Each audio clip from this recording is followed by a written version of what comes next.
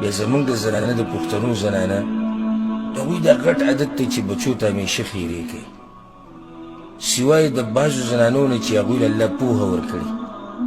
نور زمونږ د زنانو په خوله باندې دا ټکي عام وي: الله دې تباه کو، الله دې مړ کو، الله دې رنځور کو، الله دې ذلیله کو.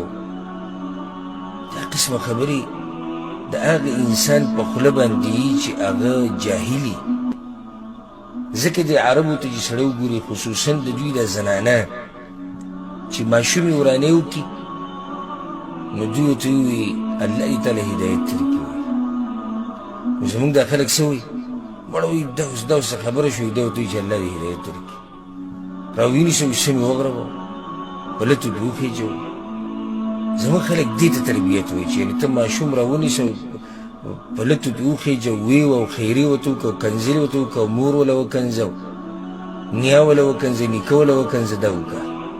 نه، اوس ته خپل زوی ته دا ووایه یا لور ته دا ووایه چې الله دې تا ته هدایت وکړي، او الله ورته هدایت وکړو. نور ته څه غواړې؟ چې الله ورته هدایت وکړو، خو مسله ټوله ختمه شو. مسله بیا ټوله ختمه شو چې کله ورته الله هدایت وکړو. نو دې ځای کې خاص نصیحت خویندو، میندو، لوڼو ټولو ته دی چې بچو دپاره دعاګانې غواړئ. او د حدیثونو نه دا خبره ثابته ده چې د مور پلار دعاګانې الله قبلوي. نو چې دعاګانې قبلیږي نو خیرو ته څه ضرورت دی؟ او داسې ډېر شوي دي چې مور پلار خیرې کړي، هغه خیرې قبولې شوي دي، او بیا مور پلار په خپلو کړو باندې پښیمانه دي. او داسې ډېر شوي دي چې مور پلار خیرې کړي، هغه خیرې قبولې شوي دي، او بیا مور پلار په خپلو کړو باندې پښیمانه دي.